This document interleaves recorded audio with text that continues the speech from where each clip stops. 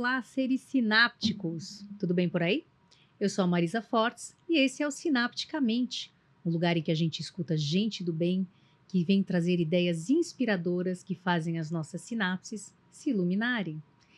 E hoje eu estou com uma médica psiquiatra maravilhosa, mestre e doutora pela USP, especialista em esquizofrenia e num tal de eletrochoque. Mas se fala eletrochoque, será que esse é um termo adequado para se falar de um tratamento que funciona e que é muito estigmatizado nos dias de hoje? Vou conversar com a Débora Melzer, maravilhosa, que veio me dar a honra da sua presença. A honra é toda minha. Nossa, estou muito feliz de estar com você aqui, Marisa. E aí me É. conta, como é ser psiquiatra, mulher, bonita? Eu imagino que na sua trajetória você deva ter sofrido uma espécie de estigma ou preconceito, né? E é irônico que você venha trabalhar com uma área que desperta muito esse sentimento nas pessoas. Sim. Eh, Ser psiquiatra já gera um certo preconceito nas pessoas, né. Como a gente até acabou de comentar, o próprio motorista do Uber que me trouxe aqui, né, ele acabou perguntando o que eu fazia, o que eu vinha fazer aqui, a gente teve uma conversa rápida, e eu falei que eu era psiquiatra. E aí ele falou: "Nossa, primeiro psiquiatra normal que eu vejo", né. Psiquiatra normal. Normal. É. Obrigada, Uber. Primeiro psiquiatra normal. E assim, muitas vezes o preconceito contra a mulher psiquiatra, ele vem naquela situação, você não tem medo, você vai atender um paciente agressivo, você vai conseguir se impor, perante uma determinada situação ou outra.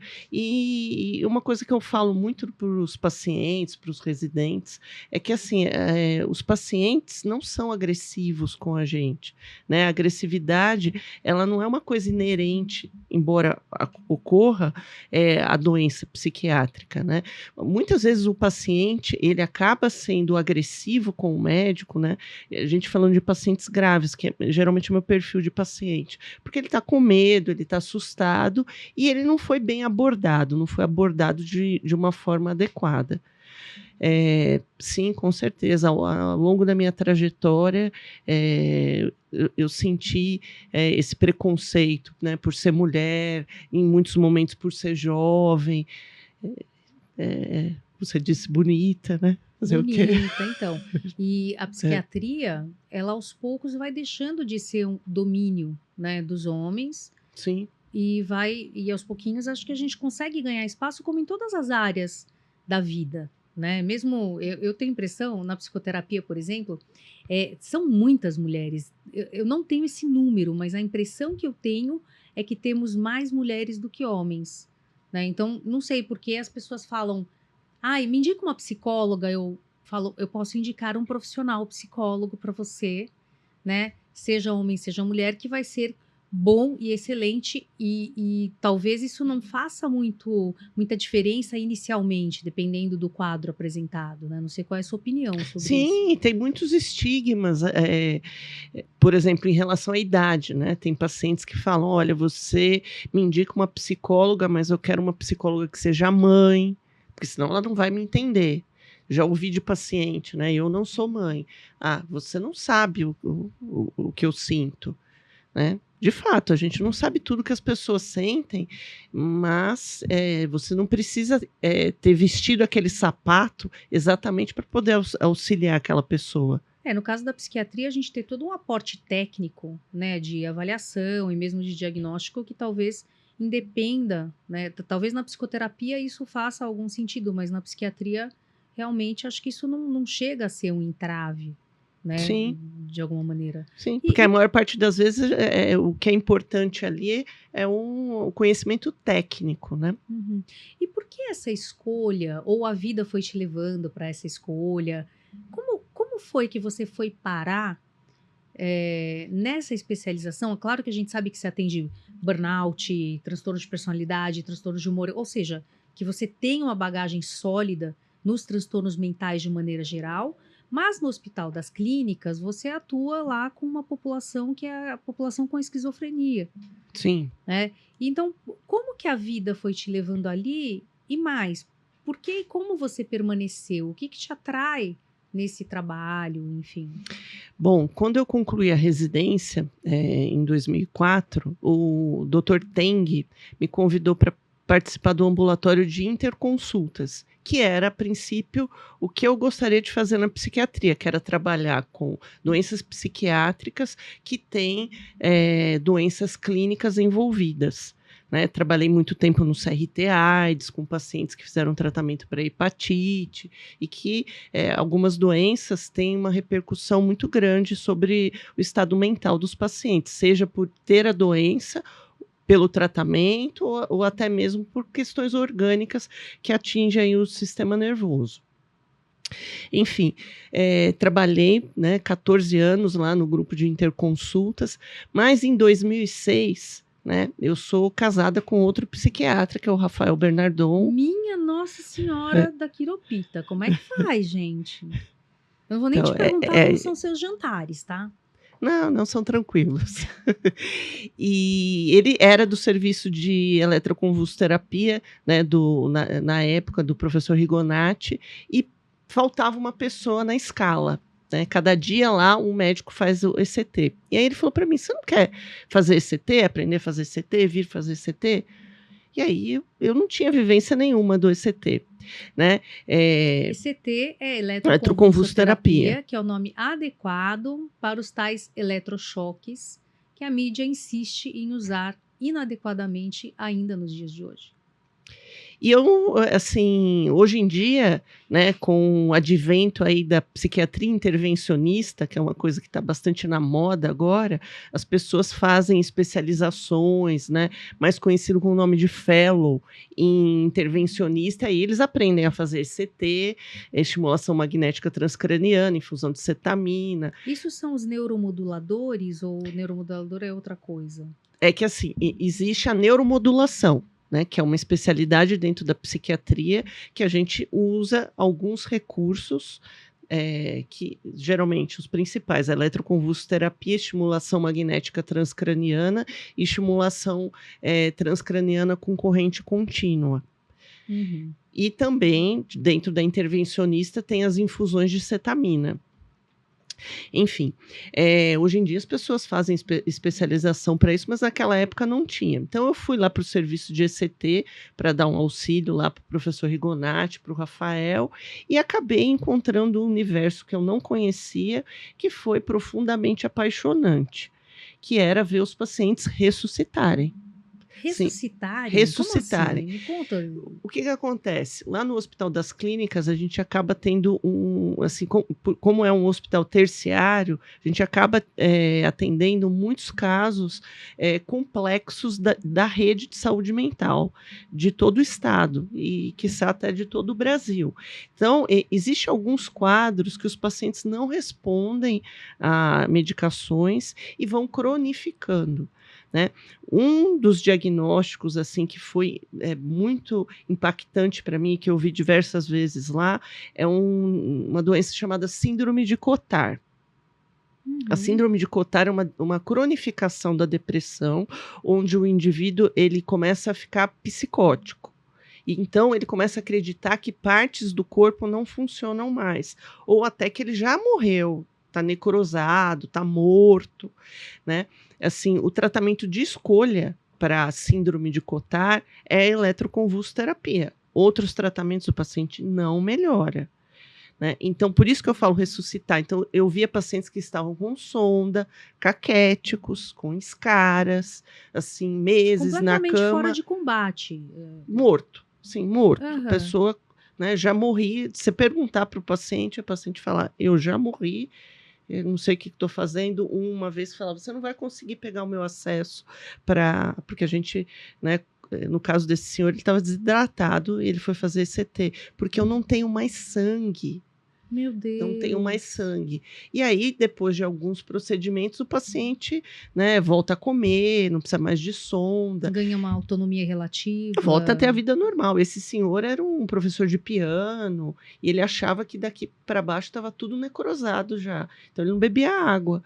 E assim, depois do segundo ECT, a gente, né, oferece um lanche, ele Estava com muita sede. E por que você acha, Débora, que então as pessoas demonizam tanto essa abordagem, que é uma abordagem que a gente vê, eu já tive a oportunidade de estar com você lá, e que a gente vê que é bastante eficiente realmente para alguns casos específicos, Sim, sim. especialmente os casos mais crônicos, né?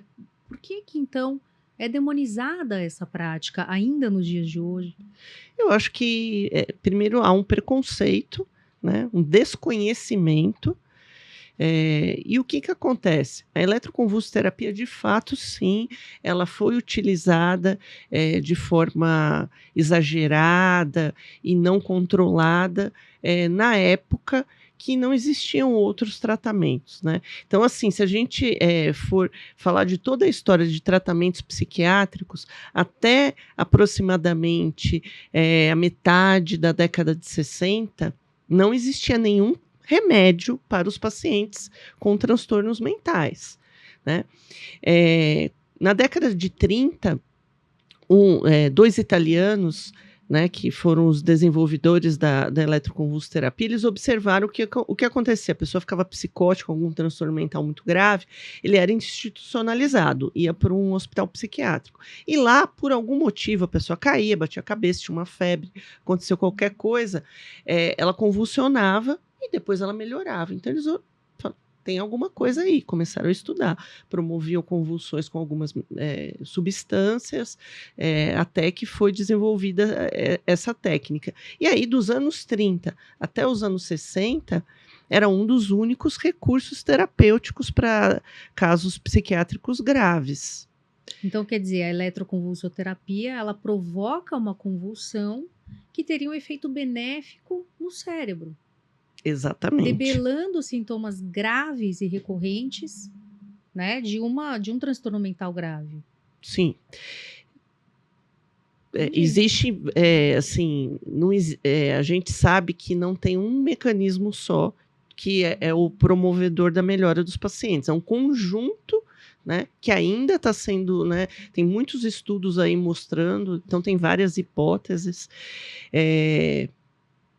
Bom, eu posso te dizer que eu tenho alguns pacientes que, surpreendentemente, para a maior parte, né, agora vocês vão saber, eles pedem. Eles falam, eu quero fazer, eu preciso, eu vou lá na minha manutenção mensal porque isso me mantém bem, Sim. me deixa bem.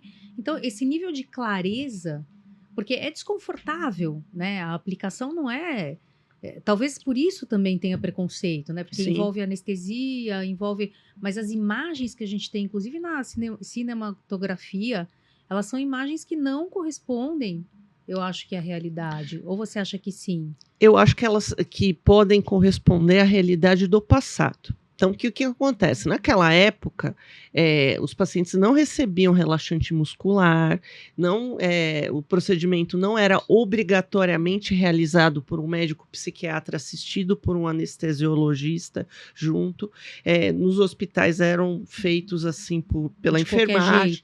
De qualquer jeito, com a pessoa acordada. De fato, as pessoas sentiam dor, ocorriam fraturas, né? Porque uma convulsão, ela pode... né, o paciente pode ter uma fratura, né? Só que, ao longo dos anos, isso foi sendo aperfeiçoado. E o que acontece? A imagem que as pessoas têm é a imagem lá da década de 40 e 50, que não tem nada a ver com o que acontece hoje. Quando eu falo, olha, a gente atende os pacientes, faz eletroconvulsoterapia no Hospital Sírio-Libanês, no Einstein, nesses lugares, nesses lugares... de ponta, eles têm também esse serviço? Eles não têm o serviço, mas assim, a gente presta serviço para eles. Olha só. Da seguinte forma, né, como um cirurgião, né, você quer fazer uma cirurgia, sei lá, uma retirada de vesícula, você vai no seu médico, seu cirurgião de preferência, e aí ele fala onde que você gostaria de operar, que o seu convênio aceita. Ah, meu convênio, eu quero fazer minha cirurgia no Sírio. Tá legal. E aí, se ele tem, né, se ele faz parte do corpo clínico daquele hospital, ele pode fazer a sua cirurgia lá. Não é que o Hospital Sírio-Libanês oferece a cirurgia de vesícula, entendeu?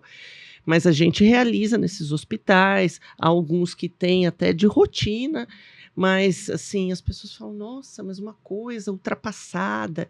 E aí, assim, nas minhas aulas, eu sempre, um dos meus primeiros slides é assim: existe um periódico, né, um journal, uma revista que fala só sobre eletroconvulsoterapia. Hoje em dia temos, na verdade, 2, né, a Brain Stimulation não é só eletroconvulsoterapia, assim como o Journal of CT, hoje ele não fala só de eletroconvulsoterapia, fala das outras modalidades de neuromodulação, mas ele nasceu, né, falando dos trabalhos que ocorrem em todo o mundo, e isso é uma coisa que eu também falo no começo das aulas, nos Estados Unidos, em Harvard, no Japão, na Alemanha, onde eu já visitei serviços de eletroconvulsoterapia.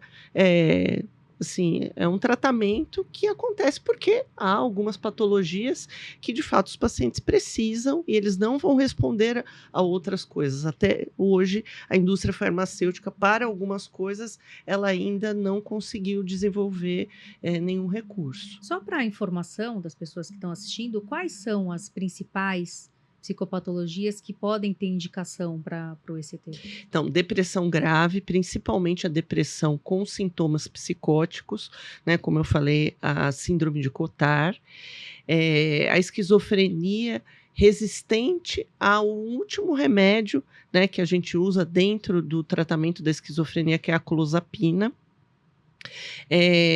Modalidades de quadros de depressão no transtorno bipolar ou mesmo na esquizofrenia, onde o paciente ele tem um impulso suicida muito grande, né?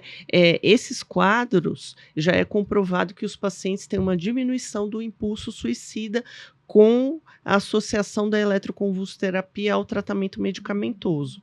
Então, é indicado. Há alguns quadros que também as pessoas desconhecem e acham interessante quando a gente fala, que é, por exemplo, a doença de Parkinson, de difícil controle, né? Os pacientes eles têm uma melhora da rigidez, principalmente os casos de doença de Parkinson associada à depressão, porque a depressão ela é uma comorbidade muito presente nos pacientes com Parkinson, então aí você trata de 2 doenças simultaneamente. É muito pouco indicado pelos neurologistas, acredito eu, porque a maior parte das residências de neurologia, as pessoas que se formam não têm, elas não passam nesses serviços para poder ter o conhecimento, né? Então não tem Então, muita não informação tem a sobre isso. informação. Talvez pelo estigma, não sei. Assim, eu trabalhava com um neurologista, ele falava: "Não, de jeito nenhum, né, eu até entendo, vocês me mostraram no trabalho, os casos, mas se eu indicar", isso eu já ouvi de outros colegas psiquiatras, "se eu indicar eletroconvulsoterapia no meu consultório particular, a minha sala de espera vai ficar vazia". É sério? Falei: "Olha, a minha sala de espera não está vazia não". E Muito pelo contrário. você já sofreu, assim, preconceito por ser uma médica que aplica eletrochoque nas pessoas? Diversas vezes. Inclusive, eu tive um caso de uma paciente que eu acompanho há muito tempo, e, assim, meu consultório é junto com o Rafael, e ele também faz ECT, e há pouco tempo aí ele trabalhou no Ministério da Saúde e, né, foi veiculados muitas notícias que ele estava sendo, contratado pelo Ministério da Saúde, que era para voltar a tortura através do eletrochoque. Uau! E aí uma amiga dessa minha paciente leu essa notícia e, numa conversa com ela, falou assim: "Ciclana, você precisa sair, mudar de médica. A sua médica tem um sócio", ela não sabe que Agora né, sabe. agora sabe. Agora você sabe. Eu acho que nem sei se eu comentei com ela depois, ela tem um sócio que ele faz eletrochoque. Então esse consultório, essa clínica que você está indo é muito perigosa. É melhor você mudar de psiquiatra. E aí ela veio conversar comigo, e aí eu expliquei, uma pessoa com a cabeça muito aberta, ela entendeu. Mas por diversas vezes, sim, eu já vi pacientes falarem: "Não, porque você vai querer, né, Torturar. me torturar". Caramba. E ao longo aí da tua carreira e também desses desafios, porque eu imagino que seja um desafio você insistir ainda de estar, né, aplicando uma coisa que tanta gente é contra e realmente é uma batalha levar essa conscientização às pessoas, Sim. né? E é uma coisa importante. Quais as virtudes que você precisou desenvolver, as virtudes existenciais mesmo, para poder superar os seus desafios, não só esse, que acho que é dos últimos anos, mas mesmo no início da tua carreira, na faculdade, que não deve ter sido muito fácil, enfim. O que você percebe, o que você aprendeu com tudo isso que pode te ajudar e pode ajudar as pessoas que estão assistindo a gente? A primeira é resiliência, né? A resiliência é fundamental. Mas o que eu acho que foi principal na minha vida é que, assim, eu sempre fui uma pessoa extremamente combativa. Sei.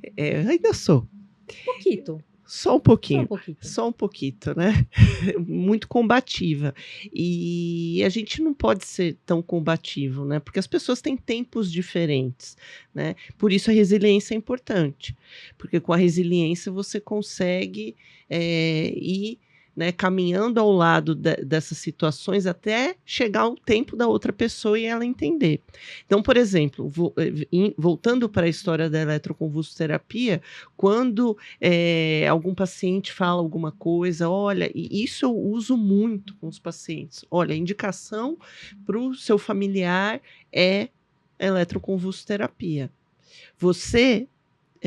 Eu não sou a melhor pessoa para te dizer que isso vai ser bom, mas eu gostaria que você fosse lá na sala de espera e conversasse com as outras famílias que passaram pela mesma situação que você passou. Eu, Débora, também passei.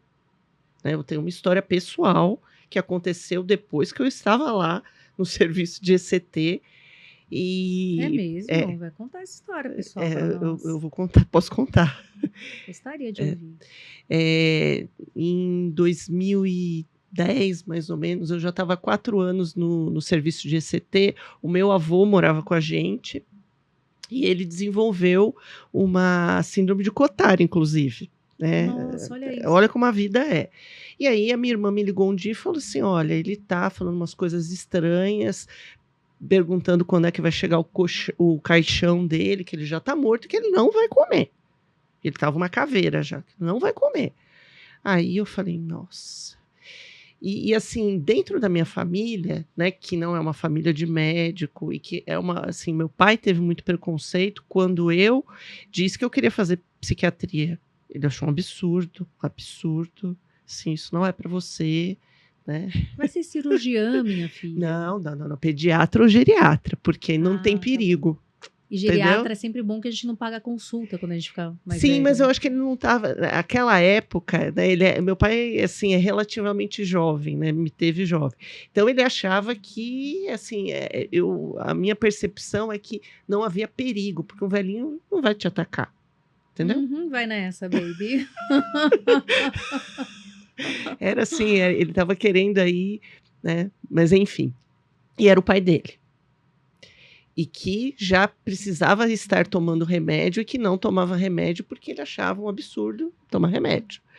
E aí, o que acontece? A gente internou meu avô lá no Instituto de Psiquiatria e eu participei da eletroconvulsoterapia dele, a contragosto do meu pai, e foi incrível, porque o meu avô, logo depois do primeiro procedimento, foi lá no quarto, e aí ele falou assim, a minha mãe falou, eu não acredito no que eu ouvi, que a minha mãe estava lá, né? Embora não fosse o pai dela, é uma pessoa que era praticamente pai dela.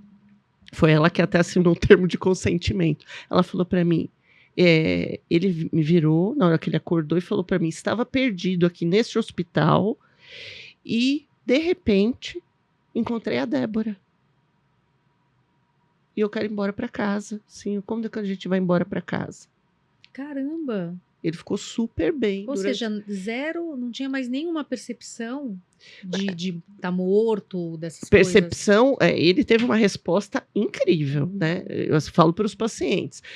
Geralmente, os pacientes não têm esse tipo de resposta. Já vi diversas vezes o paciente responder na primeira, na segunda sessão. Mas, assim, e aí aconteceu comigo, né?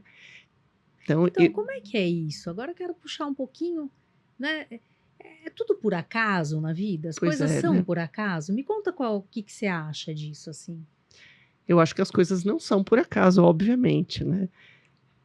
Parece que a gente vai recebendo aí alguns presentes, né? Com certeza. Sob a forma de percepções, de consciência, através das experiências que a gente vai vivendo e que a gente não entende por que em determinadas fases, aí depois, mais tarde, a gente vai entender, ah, tá bom, fez sentido. Sim, fez sentido.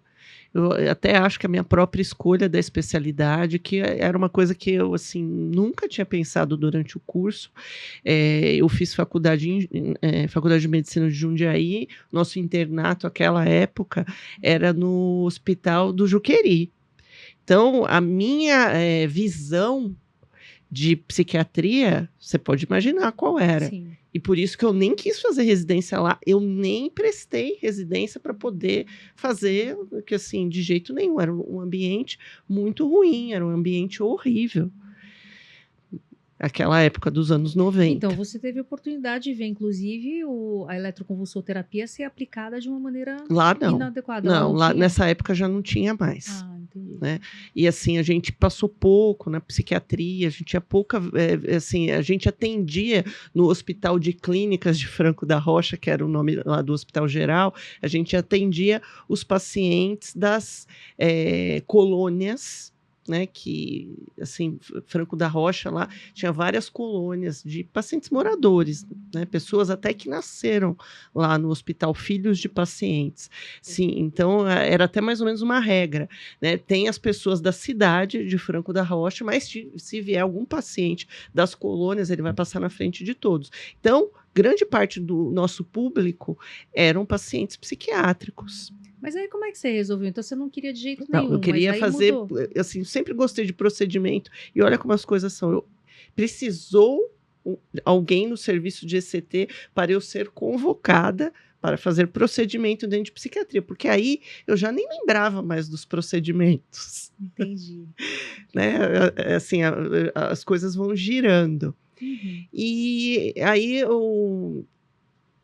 com o término do curso, assim, eu estava num momento bastante ruim da minha vida e hoje eu consigo ver isso de forma bem mais clara. Eu achei muito interessante que eu vi outro podcast seu com o Dr. Rigonati. Sim. E tem uma coisa lá que ele falou que é realmente verdade, né? Enquanto profissionais de saúde mental, a gente vai se tratando, né? E também tem o amadurecimento e tudo mais. E aí eu não sabia mais que especialidade eu ia fazer. Então, eu lembro que eu estava conversando, eu dava plantão numa academia, e aí eu falei para um colega que era mais velho, que trabalhava lá, olha, eu estou aqui com um papel, eu não sei o que eu vou fazer. Eu estou olhando aqui, eu não sei se eu vou fazer patologia clínica, se eu vou fazer psiquiatria. Eu estou entre essas duas coisas. Porque assim, como eu estava passando por um momento difícil, eu falei, eu não vou fazer uma especialidade que eu tenha que ficar horas e horas no hospital. Assim, também achava que eu não tinha, aquela época, capacidade para aquilo, ainda bem. Porque, assim, eu estava predestinada para outra coisa, eu sei muito bem hoje em dia.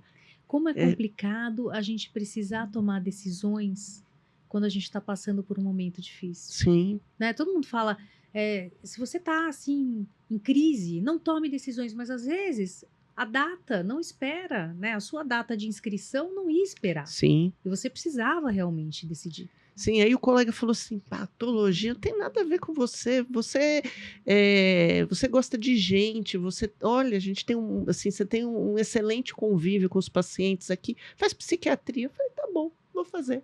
E aí, né? Tem que agradecer a ele. Sim.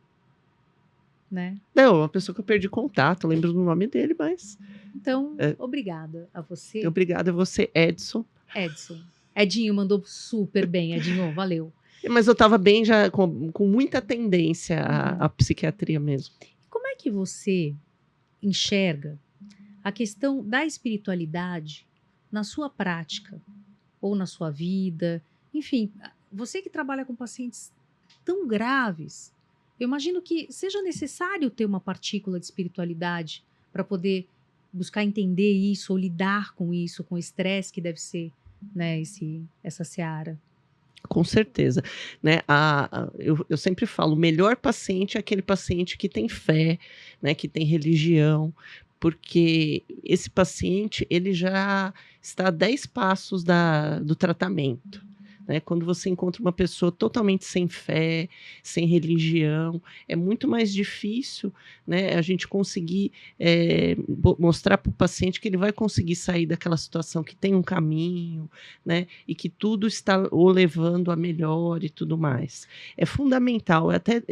Eu até falo às vezes, né, eu já falei para minha mãe algumas vezes, que muitos pacientes voltam e falam: olha, hoje eu estou muito melhor, eu melhorei, porque aquele dia que eu vim aqui, tal, você me falou você me falou isso, fala uma frase, eu falo alguma coisa, e aí eu falo assim, eu falei isso, fico pensando, eu falei, não, tinha alguém aqui que não era eu. Talvez uma inspiração que pusesse na sua boca as palavras que aquela pessoa precisava ouvir.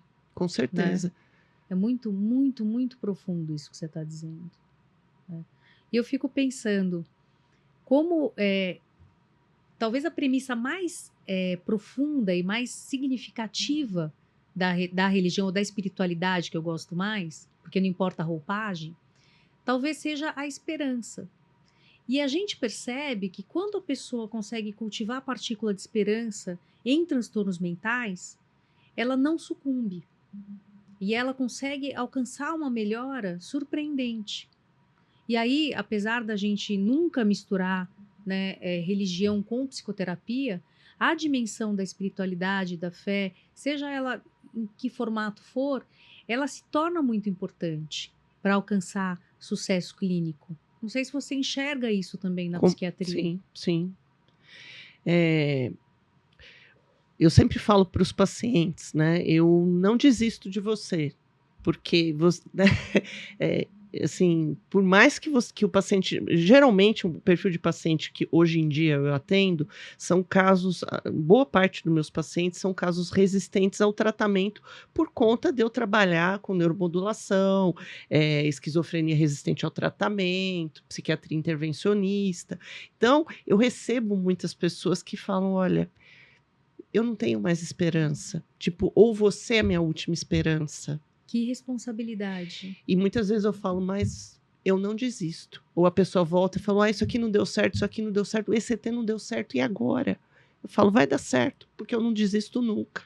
Faço uma piadinha, eu sou brasileira, não desisto jamais. Né? Não desisto quando precisa. Uma coisa que eu sempre faço é que algumas vezes você precisa de alguma coisa de outra pessoa. Eu falo: de mais um olho. Então, chego para um colega e falo: você não quer ver a próxima consulta desse paciente? Você não quer você vê-lo para mim? Nossa, isso é de uma humildade, Débora. Por isso que eu gosto de você. É de uma... né? É maravilhoso. Porque tem alguma coisa que eu não estou vendo. Fantástico. Vê se eu errei o diagnóstico, porque não está funcionando, tem alguma coisa acontecendo. Então, o que você está me contando é que a humildade também é uma virtude existencial muito importante para que a gente possa ter sucesso na vida. Sim. Né? Humildade e generosidade, porque isso que você faz é uma grande generosidade para com o paciente.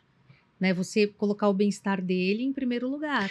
E é uma coisa, deixa eu beber uma água aqui na caneca. Desculpa. Imagina. É uma coisa que eu falo assim, que a gente tem que tomar muito cuidado nessa posição. Que o paciente, ele já está perdendo a esperança, ele não pode se sentir abandonado. Eu falo: olha, eu não estou te abandonando.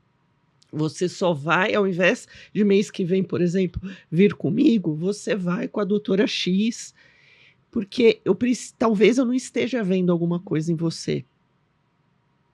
Eu não sou Deus. É muito legal você falar isso. E aí, eu gostaria de saber de você, assim, na minha opinião, como psicóloga clínica e tudo, eu percebo que a psiquiatria, ela é muito importante. Por quê? Muitas vezes, quando a gente começa um processo, às vezes a pessoa ela não tem condição de absorver aquilo que a gente está dizendo. Né? Por quê? Porque há uma deficiência neuroquímica que precisa ser corrigida para que a pessoa possa, então, começar a compreender e a introjetar mesmo os conceitos que a gente discute ali. Então, a psiquiatria, quando o paciente cliente ele entende isso, ele vai entender que eu não estou mandando para tomar remédio. que eu estou pedindo para que ele seja avaliado porque eu preciso de um olhar técnico e médico para aquela condição mental. Simples assim.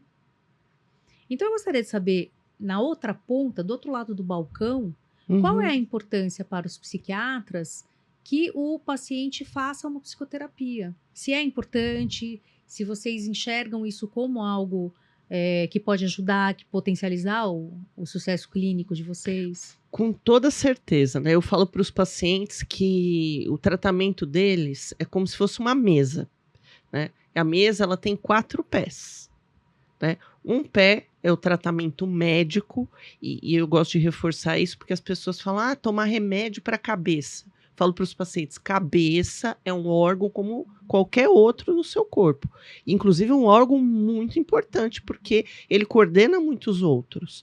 E ele também pode adoecer, esse órgão. Ele também funciona através de substâncias que estão circulando e tudo mais, e às vezes a gente precisa ajustar. Então tem o tratamento médico, tem a psicoterapia, que é fundamental. Eu falo, você tem a doença por cima de como se fosse um alicerce, né? A psicoterapia vai te ajudar a fortalecer esse alicerce, a você fazer insights, você contando várias vezes o seu problema por alguém que tem formação para te ajudar a. Porque muitas vezes as pessoas acham que você está me mandando para eu receber conselho, para eu conversar. Tem nada a ver uma coisa com a outra. Psicólogo não dá Por conselho, favor. psicólogo orienta. A gente dá orientação. Eu falo, é como se Valeu? fosse um ping-pong, né? Quando você estiver indo para cá, ele vai, calma, não, não, continua pensando para lá, vai. Né? A outra perna são as questões família, espiritualidade, né? A parte orgânica, exercício físico e sono, Que é o Débora, quarto pé, né? Exercício físico e o trabalho. O trabalho, trabalho é vida laboral. fundamental, né? Eu tenho muito medo quando eu vejo os pacientes colocando toda a felicidade, assim, agora que eu vou aposentar, vai resolver tudo. E se sentir útil é fundamental, né? Muitas pessoas adoecem, né? Muitos homens adoecem quando perdem a função, né? Tem um ninho vazio das mulheres, que os filhos crescem, vão embora, e tem aposentadoria para os homens. Então, é uma coisa que as empresas precisavam cuidar mais, acredito eu. Hoje, eu não sei, pelo menos nas culturas orientais, né, a senioridade, ela é muito valorizada em função da experiência. Sim, Talvez no Ocidente, agora, a gente esteja começando a caminhar nesse sentido, né, de valorização, de vivência mesmo, de profissionais mais velhos e que podem lançar um olhar, né, mesmo nos conselhos administrativos de empresas, né, eles podem lançar um olhar de sabedoria a partir dessa experiência. eu acho que ainda é muito pouco no Brasil, viu? É, Aqui, assim, né, eu vejo no nosso próprio meio, ao mesmo tempo que existe aquele preconceito com o profissional jovem, existe um preconceito também com o profissional que tem mais o idade. etarismo, né? Sim, um pouco de etarismo, já está ultrapassado, né? E aquela pessoa tem um conhecimento ali que Uhum. só o tempo trouxe, né? E você? Quando você olha para trás, assim, a sua vida, a sua carreira, seus dilemas, qual é um dos maiores aprendizados assim que fica para você? Olha a pergunta. Pergunta de É, psicóloga. pergunta de psicólogo. Uhum. Eu acho que talvez que algumas necessidades, algumas situações onde a gente é interrompido no curso da vida, elas acontecem por algum motivo que você só consegue enxergar depois. Deu para Então, o que você entender? está me contando é que às vezes a gente precisa ter paciência e aceitação diante de algumas Não circunstâncias. só isso, mas usando aquele ditado popular, há males que vêm para o bem. Muitas vezes a gente passa por situações que fazem com que a gente amadureça, né, e dê valor a muitas coisas que muitas vezes a gente não dá, né. É. Eu tenho percebido que às vezes que muitas vezes a gente precisa escolher quais as batalhas que a gente quer entrar e que Sim. vale a pena a gente entrar, né?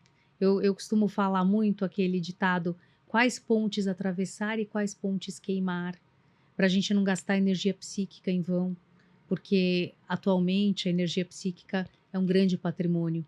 Eu diria mais, eu diria que a saúde mental é um grande patrimônio. Então, quem tem precisa cuidar e preservar, né? E quem não tem, tem que correr atrás. Sim, e uma coisa que eu também sempre falo para os pacientes é que a gente, infelizmente, a gente não tem tudo na vida, né? Isso é uma coisa que as pessoas precisam ter Desenvolver. em mente, né?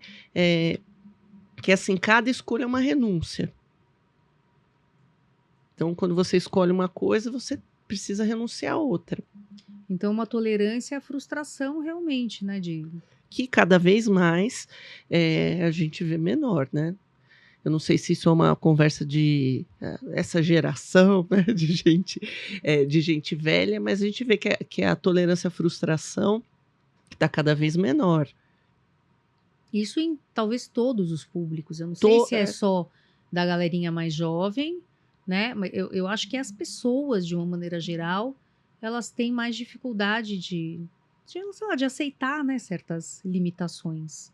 Sim. Não sei, talvez em função também da pandemia ou de como nós estamos atualmente socialmente falando. Eu acho que tem muita coisa. O mundo está mudando muito rápido. Sim, as demandas, né, que a internet acabou colocando na nossa vida, né, WhatsApp, rede social e tudo mais. Nossa, todo mundo fala sobre isso. Acho que é inevitável que nós falemos sobre isso, porque apesar de parecer papo de gente velha, na verdade, foi uma grande revolução e é uma grande revolução dos costumes, de como a gente vê o mundo, né?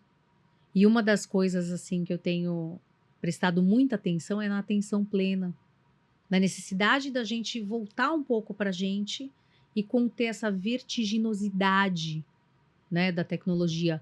Não para abandonar isso e ficar desatualizado de jeito nenhum, mas para a gente poder se enxergar dentro desse contexto, fazer boas escolhas, né? Eu não sei como é que é na tua clínica, mas tem muitas pessoas que estão dependentes agora de internet, de redes sociais, dependentes clinicamente falando. Não sei se Sim. você observa isso. Sim, existem de todas as faixas etárias, né? Pessoas que perdem muito do tempo com essas coisas. Mas tem muitos pacientes que eu falo assim, que o que acontece? É isso que você está falando da atenção plena. As pessoas, elas não conseguem ficar com elas mesmas. Tem uma inquietude. Dá um desespero. Por quê? Então, por quê? E aí eu falo, isso você vai trabalhar na psicoterapia. Você vai descobrir por que você não consegue ficar sozinho com você. Porque o teu problema é esse. Olha que interessante, uma psiquiatra que tem esse olhar mais existencial para esses dilemas humanos. Isso é muito legal. Me conta uma coisa. Qual a pergunta que você gostaria que eu tivesse feito e não fiz? Olha, eu acho que a nossa conversa foi bem ampla. Eu acho que você abordou todos os temas que a gente poderia ter conversado. Talvez, né, questões da saúde mental na rede pública, que eu acho que é uma coisa que você poderia ter abordado, não só comigo, você pode abordar em um outro programa, né? Tá faltando saúde mental na rede pública? Ah, com certeza, tá faltando Ainda tá faltando, muito. porque a gente vê bastante, assim, né, eles oferecendo psicoterapia de grupo, psiquiatria. Não? Não. Não. Não. Tá faltando. Por exemplo, a gente tem pacientes com diversos níveis econômicos, sociais no consultório, né? Então, eventualmente, tem pacientes que, em uma crise, por exemplo, eles precisam de um pronto-socorro, de uma internação. E essas pessoas têm muita dificuldade. Não tem espaço para todo mundo. Porque a cidade de São Paulo tem poucos pronto-socorros porta aberta, né, que você pode, assim, você teve uma crise no meio da madrugada que você pode ir lá, como se fosse um pronto-socorro, para dar um ponto, mas um pronto-socorro psiquiátrico. Para o tamanho da nossa cidade, é pouco. É pouco. Eletroconvulsoterapia, por exemplo, que é uma coisa, não existe na rede pública. Né? As pessoas não sabem, existe dentro de determinados serviços que, por exemplo, são um hospital-escola, tem ali dentro do hospital-escola, mas, assim, é muito, assim, a gente vê pacientes que vêm com um processo do Estado, porque estão procurando, estão lutando, né, para ter lutando. esse direito, que é um direito Sim, assegurado e mães adquirido. desesperadas com os pacientes no nosso ambulatório de esquizofrenia, pacientes gravíssimos, que naquele momento eles precisam de hospital. E haja impotência, né? Sim, Precisamos ser resilientes para lidar com isso, com essa impotência, porque é muito mais do que o que a gente consegue sim, manejar. e menos combativos. E menos combativos. Essa é a lição da doutora Débora. É. Eu vou pedir a você para olhar para aquela câmera e deixar uma mensagem para as pessoas que estão nos assistindo, uma mensagem de esperança, uma mensagem positiva. Olha, a mensagem que eu tenho para deixar para vocês é que não percam a esperança. Há tratamento para você que está sofrendo. Procure um profissional de saúde mental, faça psicoterapia, se cuide.